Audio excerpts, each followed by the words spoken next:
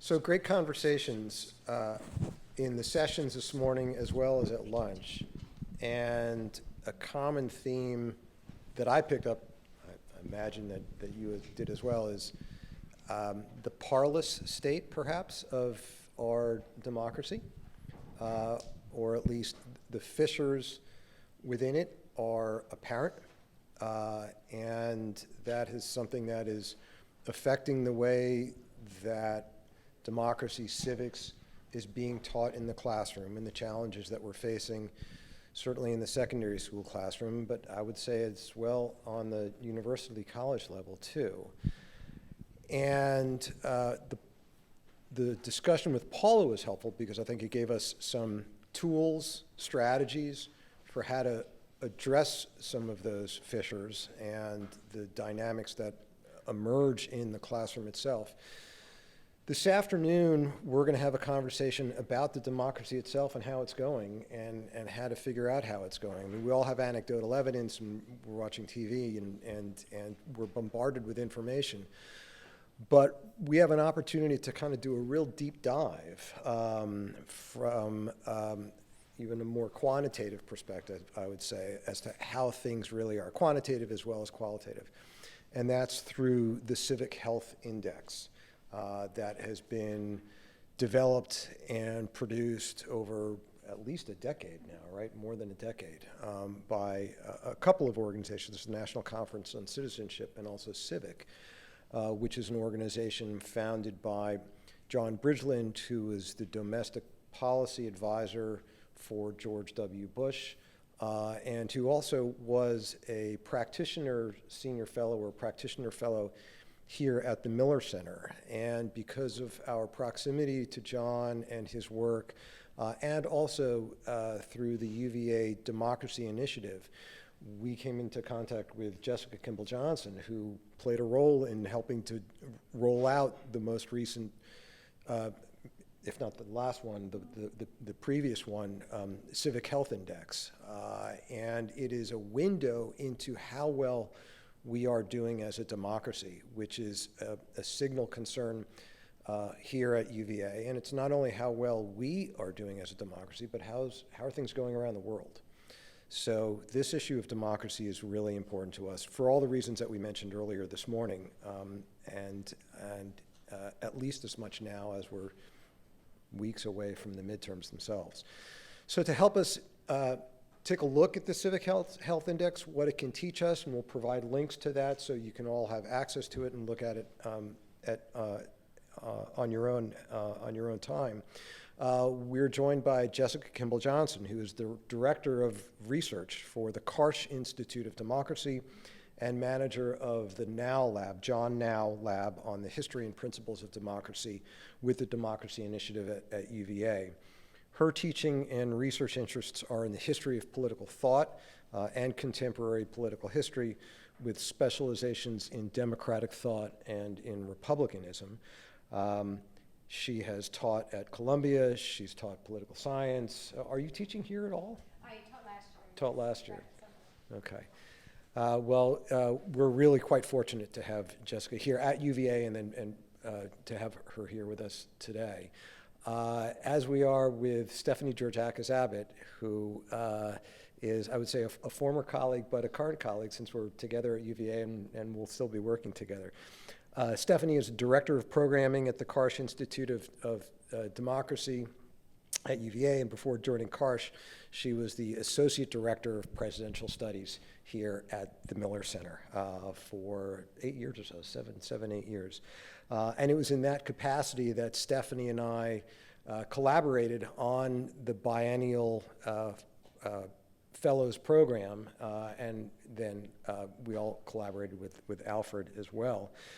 Stephanie's research centers around immigration and nationalism. She is well-versed in matters of the European community. She is doing a lot of work on the American presidency and on governing institutions. In fact, she was working on the Hillary Clinton oral history when she was here at the Miller Center. And her PhD in international relations means that she's an expert on that. And we all have a lot of questions given on what's what's going on in Ukraine. So we should have a really good conversation about the health of our democracy. We'll go for about 20 minutes or so, conversation between you two, and then we'll open it up for Q&A. So thanks for being with us today. Thanks so much, Mark. It's good to see you all. It's good to see in person those of you that I've met online, and to see new faces. Welcome to the Miller Center. So Jessica, I'm hoping you can tell us a little bit more about the 2020 Civic Health Index, what the goals of the index were, how it built on previous work. Just give us a little bit more context to Mark's helpful introduction. Sure, thank you. Thank you, Mark. Thank you, Alfred. Thank you, all of you, for coming here today and giving us your Saturday. Thanks to all the Miller Center people who are likewise involved behind the scenes. So the Civic Health Index started in 2006. It got its formal home in 2009 with a bill that was passed. And so since then, there have been these periodic reports when the NCOC, the National Conference on Citizenship, partners with organizations to produce these reports. Part of the aim, in general, is to capture American civic culture. So there are a variety of indicators that are looked at that are pulled together to give a kind of broad overview, from rates of volunteering to voter turnout to membership in social and religious organizations, and so trust in government, trust in the press, and so forth.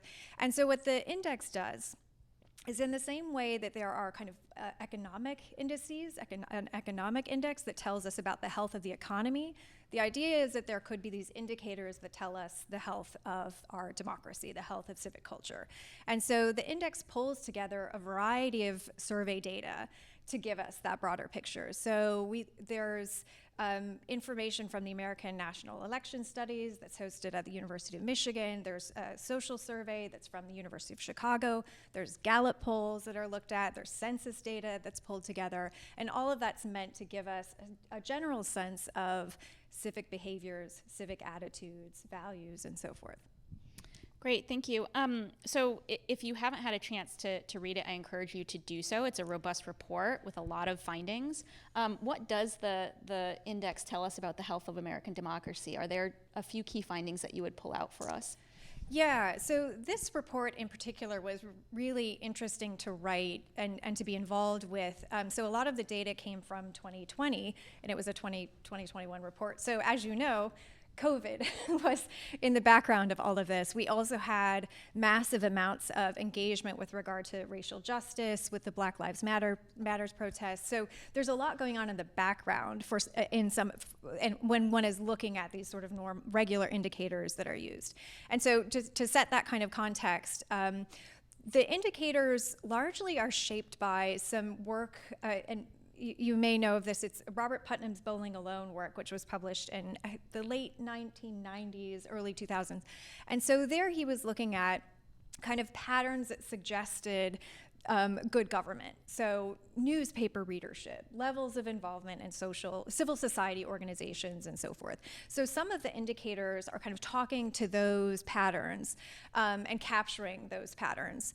And so on those indicators, things look not great. So there are kind of steady declines in terms of trust in government, trust in the press, trust in one's fellow citizens. There's a decline in engagement in civil society organizations, generally speaking, union membership, religious organizations. Kind of across the board, there tend to be these declines in the traditional indicators that we're looking at. That all said, what was just kind of fascinating about what we found is in 2020, there was massive amounts of protests and political engagement alongside of record level of voter turnout in the presidential election across categories: age, gender, race, and much of that was led by young people who were engaged. So we have this kind of decline in these indicators that we normally watch, and yet at the same time we had this massive amount of political engagement. And normally the indicators would suggest that engagement would also be down because these things are thought to be partnered together, but we found that that was not the case. And so there's something really interesting going on. Is there a way to, what does that suggest? Is there a way to capitalize on that energy around voting and to kind of address some of the decline in other areas? Yeah, well, part of the point of the index is to show us what's happening, to show us how people are responding, what people are thinking, what their opinions are, but also to give some guidance. So it helps to see these trends going down or going up, and to try to think about ways to kind of work on those sets of issues. There are, kind of micro findings, if you will, in the report about there was also an increase in political knowledge. So more people than before were able to understand and identify First Amendment protection. So they understood freedom of speech, freedom of religion, and so forth, freedom of the press, more First Amendment rights. And so that's going alongside of all of these other trends that are happening. There's a growing sense that Americans don't trust each other. So there was a sense that there was one poll that we looked at where members from the opposite party don't want involvement with their children to marry members of the. So they're kind of, you can look really into the fine grain on some of these, but they raise larger questions about, okay, if there is a problem of trust, we need to start thinking about how mechanisms of rebuilding trust. So the indicators are pretty broad, but then one might kind of want to drill down and think through what are kind of projects or programs or ways to kind of modify these trends. That's really interesting. So it occurs to me that one of the areas to potentially rebuild trust in citizenry is through classrooms and teachers and the contact that they have with experts in their life, which for the majority of one's life are their teachers. So the index sits alongside and complements another body of work that the Karsh Institute is involved in on civic engagement for an informed democracy. So largely looking at how to increase civics learning in both the K through 12 setting and then the post-secondary setting, both at 2- and 4-year institutions. And so some of the feedback we've gotten, some of the things we're running into as we conduct this work, is that a lot of teachers feel that they don't necessarily have, they don't feel confident in the tools that they have to engage in a lot of these conversations around civics on the backdrop of an increasingly polarized national landscape. And so, Jessica, does the index give us some ways, some inspiration for how teachers might be able to kind of take these lessons and apply them in the classroom or roll this information out to students? It's probably not feasible to just give a middle schooler or a high schooler the report and say, read it, but how can we how can teachers use this as a tool? Yeah, and I come from this at a place where I'm not an expert. So you are all the experts. So just to recognize that's the scenario here. So I think there are elements of the report or elements of the index that are interesting to look at. So just at a very basic level, this is survey data. So it's people's opinions, people's preferences. The institutions that are doing this data collection are well established. They've been collecting this information over long periods of time. The questions have remained constant. So in a sense, we're starting with some facts about what it is that the preferences of the American people that are being expressed and captured. So these aren't arguments, these are capturing of preferences. And so there's one way to start there, which is, for example, trust in government is declining.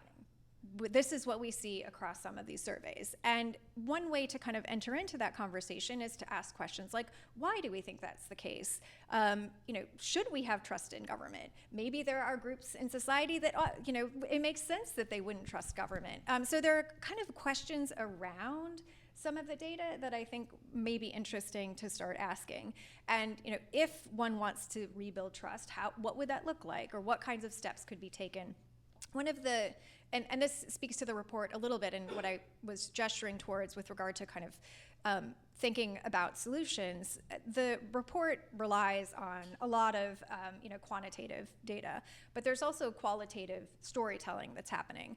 And so part of the report includes profiles of organizations and people who are working in these areas that are being captured by the data to sort of address some of the problems and some of the issues.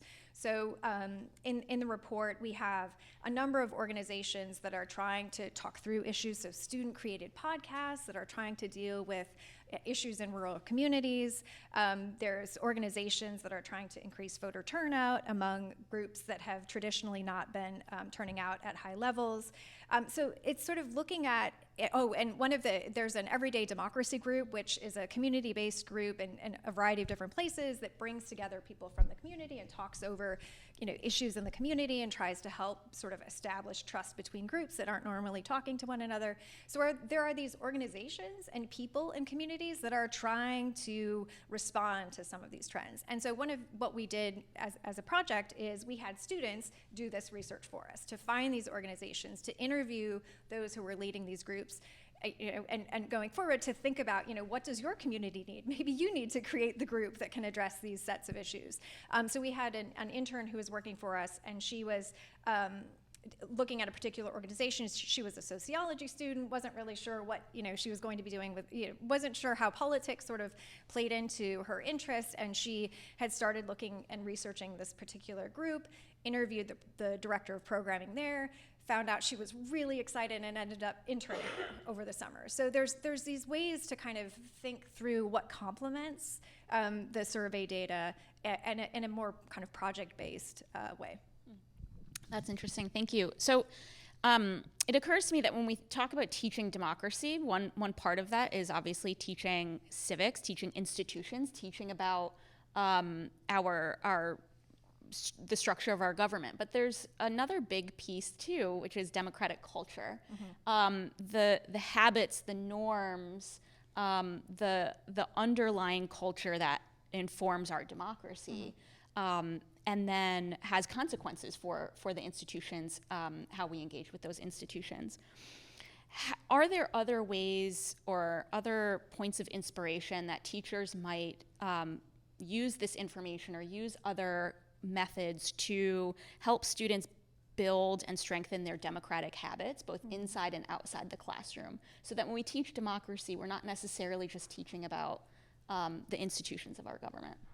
Yeah, so the idea is it's not just content, but there's actually sort of muscle development and kind of habit formation. Exactly. Yeah, so right, I think there's a lot of ways to think through what that looks like in the classroom. This is related to some of the projects that we've been working on. We have faculty who are starting to incorporate what's called active learning pedagogy into their classrooms, and so they kind of role play act over particular sets of debates and issues. So one of the things we've sort of been thinking about is, this was big in New York, but participatory budgeting. So using an example like that and having students kind of engage in a debate over the presentation of projects that could be funded, trying to coalition build, trying to make arguments and persuade their fellow students to come to see their to fund their particular program in this scenario of participatory budgeting. And then, that can be done over iterations. So you also have to think about kind of short-term coalition building and long-term coalition building. So there are ways to build democratic habits that are in addition to or complementing the kind of informational, the conveyance of information. And so I think that too speaks to more project-based learning, which is something that we tried to capture in the index this time, and to complement some of the more qualitative or quantitative survey data, which is, there are people in these communities trying to do this work, building coalitions, thinking through these sorts of issues, trying to connect with others who may disagree with them or not, but advocating. So it's all of those pieces of democratic habits and developing feelings of efficacy. Those are as important to civic culture as maybe awareness of how long a Senate term is or something like that. So I want to make sure that we have plenty of time to engage with you and have you ask us questions. Again, you are the experts here, but we're happy to talk about the index, the work around democracy that's happening at UVA. Yeah, Alan. I'm fascinated with how connectedness. Hi, if this helps. I'm fascinated with how connectedness is a piece of what the index looks at. yeah. And there are ways in which connectedness can become a proxy or an issue that's correlated with how much someone is participating in politics. That is, voting rates go up among people who are parts of unions, Right. parts of Right. faith groups, even those who are married. Right. And I imagine there are ways in which those who study democracy think that connectedness is useful in itself, not just because it leads to more voting and protesting. But there's also sort of divergence here, as there are increasingly our country is increasingly secular. Those who have strong faith are increasingly less likely to be part of a faith group, even if they say they're strongly religious.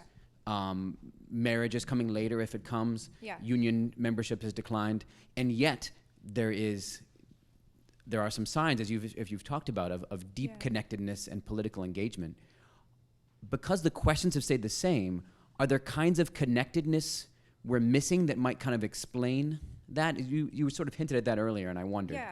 Yeah, no, that's fantastic. And I think there is always this sense of, how well are the surveys capturing kind of new developments? So there's always this problem, especially with media consumption. So patterns in media consumption have changed dramatically, and so can the surveys sort of update themselves while retaining true to some of the questions that they've been asking in the past? So newspaper readership is one of those questions, and it's sort of like, well, that's not even interesting anymore, because it shows that newspapers are declining, but young people just aren't. That's not their preferred medium. And so I think you're right to think about that. And just to step back too, I think this is a good question for students. So why aren't these metrics aren't capturing you? And how can we think through better ways to capture your involvement or your interests? So I think it raises larger questions about what is being captured by traditional indicators, and do those need to change, or do those need to be modified?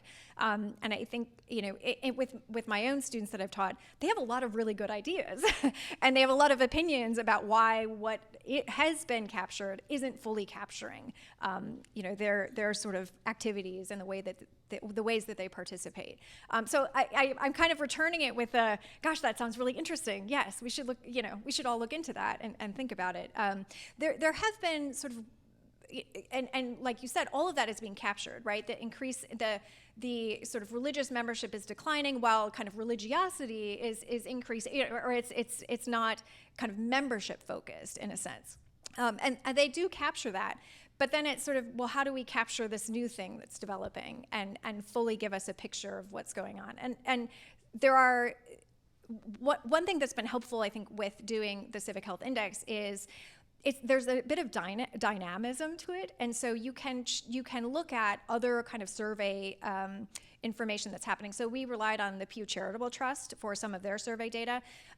Given the time frame, we wanted to know, for instance, in addition to these broad indicators, what does it look, what do Americans' views on policing look like? Do they have confidence in policing? And so you can kind of find other pieces of information to complement some of these more standard indicators, and it's sort of contextual driven, but it gives you a look at kind of at this moment in time. In 2020, this is where we all stood, and then as reports continue, you can capture those indicators, but you can also bring in other sources of data, which give you a sense of what's happening in that particular context. Hi.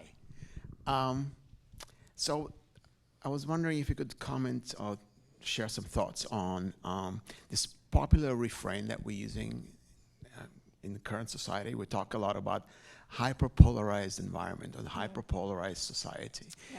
And in some ways, I would like to challenge that and say, well, that's Sure. a mythology, that's Sure. a myth. Because American society has always been polarized. Yeah. From Revolutionary War, Civil War, in the 1930s. Sure. So can the Civic Health Index, even though it was started only in 2006, Yeah. is there any way to structure it and look backwards and see, can we use that as a measure of hyperpolarization? Yeah. Or is hyperpolarization just a state of society, democratic society? We're polarized, and Yeah. how do we come together to think about things? And whether it's even useful kind of a refrain. Yeah, no, that's a great question. And just to add to it, Putnam recently has a book called The Upswing, which I think was in 2020. So he's kind of continuing this conversation, which does look much farther back in time, and so looks at data over a much longer period of time. So just to mention that in case that's of interest. Yeah, so what we found too is that there are places where there's polarization, but there are places where is not polarization. So a lot of the polarization rhetoric comes from media, how people consume media. And so that does seem to be holding, in that we do tend to, through the way algorithms are structured or however our practices have been set up, we tend to cleave to those places that seem to reiterate our pre-existing sets of beliefs. So that seems to exist. But at the same time, there is a general consensus that polarization is a problem, that there are kind of problems with regard to how people from different parties are viewing one another. So there's an agreement that there's a problem. But there's kind of a disagreement on, what to do from there. And the worry is that we don't have the kind of connections between us anymore that would allow us to act on those sorts of problems. So that's at least what we were kind of finding in the data that we looked at. So that's when you have kind of a decline in membership in civil society, the idea is that you no longer have these sort of places where people from different backgrounds can meet together and to exchange on the kind of informal networks of social, develop social networks that allow for coping with other forms of polarization. I mean, I'm curious, sort of, what's your sense of where the reason for why we should think of this as a myth? What are your thoughts there? I mean, you even in the language that we use, you say, well, we're not this way anymore, right? Yeah. Or like as if we used to be better. Yeah. And I don't think we used to be better. Yeah. And I think the mythology there comes from the fact that actually I would claim we were always polarized, except that for such a long time, there was a huge segment of our society that did not have a voice. Yes. And yeah, so you did yeah. not know that you had polarization in society. Right, you right. just had a monolithic view of, the last, 5 decades of how, comfortable Americans are. Yeah, yeah. And we ignore the whole section of society who were Right. not comfortable. Right. We may not even reach their opinions with those surveys. Yeah, right? no, that's a And good so- point. Yeah, and that's a great sort of question, I think, for these institutions that are doing this survey data is, yes, you have the right amount of sample size, but, and today it's who picks up the phone. So, I mean, there are certain biases that have to be, and people who do this work are aware of these biases and they weight the data accordingly. But no, I think that's right. So, it looked very homogeneous because there were many voices in many groups within society who were not part of that story. And part of the reason why I mentioned the Putnam book is he is kind of telling that story a bit in ways that are satisfactory and not satisfactory.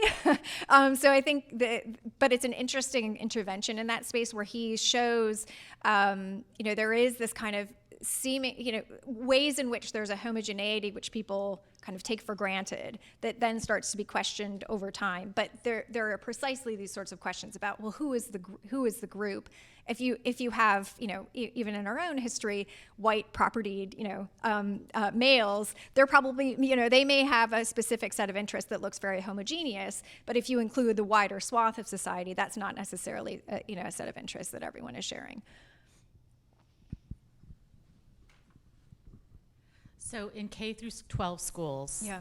I was talking earlier about how it's one of the least democratic spaces you can be in if you're a student, right? You don't have any voice in your grades, in what class. I mean, you have maybe some choice in classes and things like that. Yeah. And as you were talking about civic organizations and churches, I would think that kids would have seen some of those processes take place around them, even if they weren't given voting or whatever. So can you talk a little bit about your thoughts on how to teach democratic thoughts, actions, principles to a group of people who don't have any access to exercise them necessarily until that switch flips? We're saying if you're a high school senior right now, in 10 months you're going to be here walking around making all your own decisions, but right now you can't go off campus to eat lunch. So I struggle with that a lot in thinking about teenagers in particular, but it starts younger and, they don't have a voice. They can't participate or ask for change. And if you think about the kid change makers that we all celebrate, like Greta Thunberg, like the kids from Parkland, they all had to do that outside of school. Yeah. None yeah. of that can take place inside. Or there was a girl who made this incredible speech at her graduation that was effectively outside of school. Do you have any? It seems a kind of a trap that we don't give them sort of training wheels to start making decisions. We just drop them in it. Yeah, no, I think those are all, that's a really interesting and important point. I mean, that probably goes above my pay grade in a lot of ways. I mean, one of the, and I'll let you respond to it. I mean, this has been, and you know, all of that autonomy may be reduced in our own time, but a lot of kind of citizenship learning is learning from modeling and learning from adults and the kind of practices in one's society and sort of the values that one's exposed to. So prior to becoming a kind of fully fledged voting member, those sets of practices and that kind of modeling is important to you know, pre-exist. But yeah, I mean, I fully appreciate the kind of constraints under which you're working, and I'm sure you all are trying to think creatively about how to get around some of those constraints and to engage your students in important ways. I would just add, and this isn't necessarily giving you an answer, but I will just reinforce your observation. One of the things, so the Karsh Institute is part of a national initiative called Civic Learning for an Informed Democracy. And so it is, it involves 7 state university systems, the AAC&U, an organization called Campus Compact. We're bringing in K through 12 organizations right now to look at ways to increase the number of students engaging in civic learning at school. So largely, this happens across campuses. So this happens mostly on 4-year campuses, to a lesser extent on 2-year campuses. But it's typically not mandatory, so it's not part of curriculum. Students have to opt into it. And there's not a lot of information about how well it's working. And when it is mandatory, students are often, when surveyed, they resent having to take civics classes if they're not a government major. So there's a lot of kind of questions about how that plays out on college campuses. I've been struck at the conversations that have happened where, you know, there'll be middle and high school teachers or principals or administrators in a classroom, and then there are professors and deans in a classroom. In a meeting, in a conversation, and there's an assumption that these are 2 different audiences, right? That there's K through 12, and there's higher ed. But these are the same people, right? Like, we're talking about the same people who are high school seniors and then become college freshmen, or go to trade school, or go to community college. And so I think there's not been as much kind of structural thought given to how to prepare the middle schooler and the high schooler to become a university student or a community college student, or to go to a trade school and learn a skill, but also learn how to become a better citizen once you turn 18 and can vote. And once all these expectations of citizenry are put on you.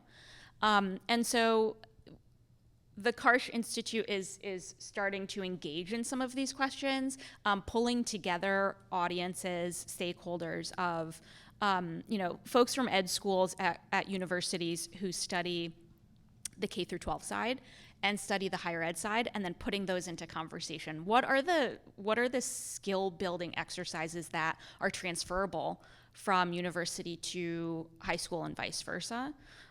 Because I think you're absolutely right? Like, we expect them to kind of graduate high school and then go and become adults.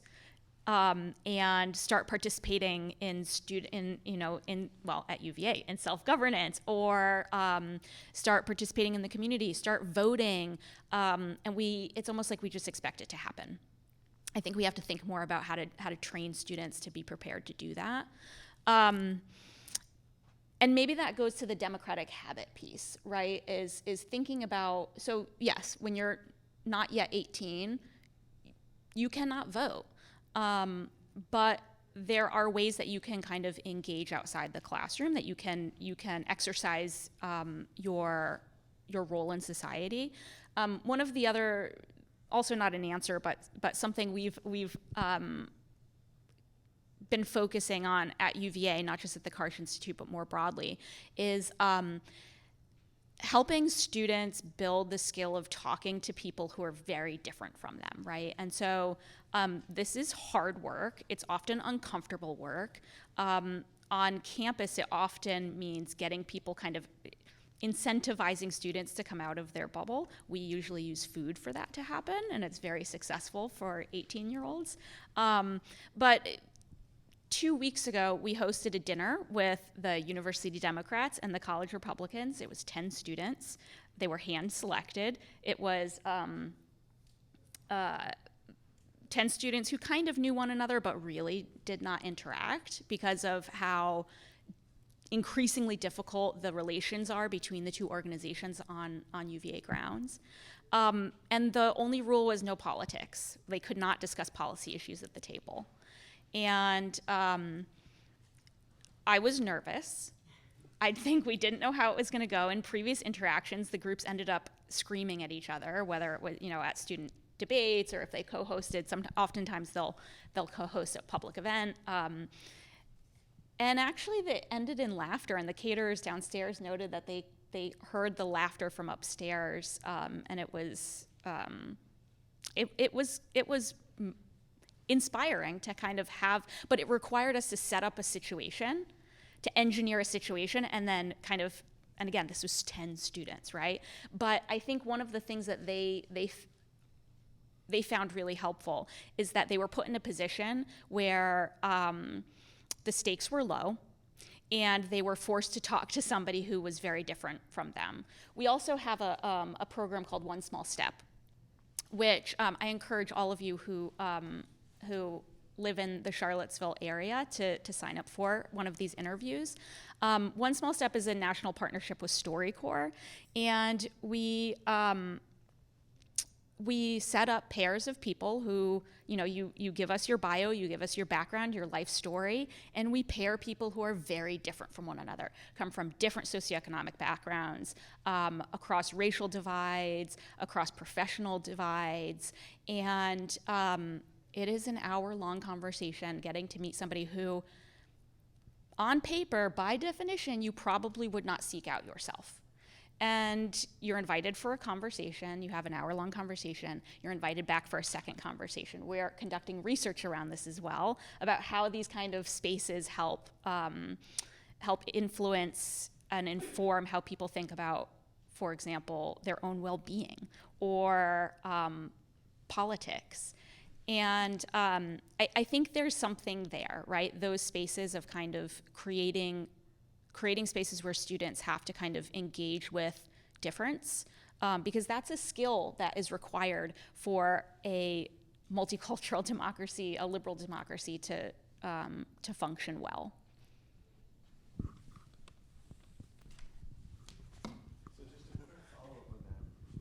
Where was it that the students found common ground? And in that realm, was that significant? The thing that they found common ground on, was it a significant insight for you, or was it kind of just pedestrian, Is there any guess on what topic they found common ground on? Music. No? classes? Yes, it was football. So it was, yeah. And then therefore, the takeaway from that in terms of being proactive and encouraging greater democratic participation, community, is that instructive in a way? I think so. So first it was sports. And I was the lone Hokie in the room, and so they were all Wahoos, and so obviously they're at UVA. So I kind of set myself up here, and we went around and said, what's one? Yes, I did, and so it was sports. They had to say, they had to introduce themselves with 3 to 5 interesting facts, and then somebody else had to follow up. So if I said I like pizza, and I like Hokie football, and I'm from Connecticut, and somebody says, hey, I'm from Connecticut too. So they had to then follow up on those 3 to 5 interesting facts. It was a little cheesy, but they loved it. And it worked. It broke down. It was a really effective icebreaker. So it started with football. And then we got around to, and I think this is the one that's really helpful, we asked them about their experience at UVA, and we brought it back to something that they all have in common, which is they all have this shared identity that they're highly invested in. They're all UVA students, and that means something. There is a shared culture and there's a shared experience about being at UVA. And so that was actually the richest part of the conversation, was hearing them all talk about their experiences on ground. It's not always positive, right? I mean, it's not, it's not like there were transfer students, there were students that had a hard first year. These are students who also all started college during COVID. And coming back to that shared identity, to me, that's the instructive part, right? Is like in the forefront of their mind, it's their affiliation with a political party. But once they weren't allowed to talk about that, we kind of forced them to and it was an obvious connection. You're all at UVA. But once we started asking them about what that meant and what that shared identity was, and kind of, that was where I think they kind of created those bonds. I'll say one other thing just very quickly because I thought this was interesting. Does anybody know Larry Sabato? So Professor Sabato teaches a course maybe every year. I don't think it's every semester, but it's happening this semester. It's a 15 student seminar where students are broken down into groups, and then they have to conduct mock campaigns for an election. And so students are sorted out. It might be randomly. It might be, actually, no, I don't think it's random. I think they select. And there is a conservative candidate, maybe 2 conservative candidates, 2 liberal candidates. And 3 of the students among 10 were in this seminar. And these were all, I'll say, exec members of the board. So like the president of UDEMS, the secretary, these are people who are really invested in their political party. 3 of the 10 students are taking this class right now, and they came in like linked arms. They're like BFFs, they're buddies. And I asked them, 2 are Democrats and one is a Republican, and they're all working on a conservative campaign in this course. And when they came into this course, they were all nervous to tell the class their political affiliation, so none of them did. So they were assigned to these groups, and they started working on a conservative campaign. And then once they built those relationships with each other and they started working with one another, it finally all came out that 2 of these students were actually exec members of UDEMS. And I asked them if they would have been friends if not for being put in this situation without knowing their political affiliation. And all 3 of them said absolutely not. Like they would, if on day 1 they were asked to self-identify, and they all kind of offered forward that they were Republican or Democrat. The 3 of them were like, absolutely not, but now we see past that, right? And like, yes, you're not a bad person. I just, we understand the same challenges. We identify the same challenges. We just disagree on a policy way to get there, right? And like, I think sometimes that's an oversimplification of the problem, and not everything can be reduced to that. But I go back to the point where like, they had to create these individual relationships, and they learned about somebody, they met somebody as a person first. And it made it easier to deal with those deep differences after they were forced to do that. Maybe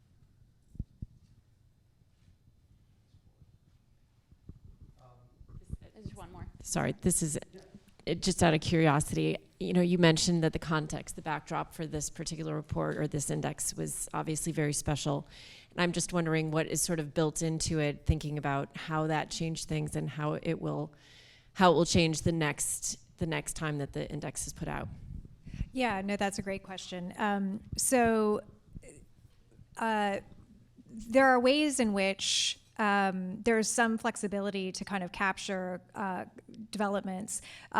The COVID was a huge one, and so we wanted to include surveys about how people were feeling when institutions essentially shut down, when our schools shut down, when libraries shut down, when community centers shut down. And so there is a social survey that tracks kind of feelings of loneliness. So those increased. I'd be curious to see, on the back end, what that looks like now, if that's sort of been remedied. So there were sort of trends that we looked at that time, which I think would be interesting to see if any of those changed or increased. And part of the trend of loneliness was connected to more and more people are living alone, especially among older people. And so, you know, is this a trend that we want to start thinking about in terms of how to build social connectedness? You know, what cohorts do we need to look at to sort of make policy improvements or something like that? But yeah, I'm not sure what what the next. There was a report in 2022 that was done that focused on veterans, and so I think, you know, coming forward, there may be another report that's connected to some of the work that we're doing. But what would you think to capture? What would be interesting to? Well, one of the things that I think about in the context of students is how is resilience and how enduring these effects are. And Yes. I've taught a lot of different grades, and I often think about how each grade level has experienced it in their own very unique way, but impactful. Yeah. So looking at it from a really broken down point of view, like what is the enduring consequence to this particular age group versus this? That's fantastic. And we do have a small part on, it's called kind of educational attainment, and it tracks kind of AP tests and AP testing. And so that might be another way in to kind of look at that question. So how many students are taking the AP tests and all of that. But that general kind of category of student learning, student resilience would be really interesting. Yeah, thanks. Jessica, thank you. Yeah, thank you. And thank you all.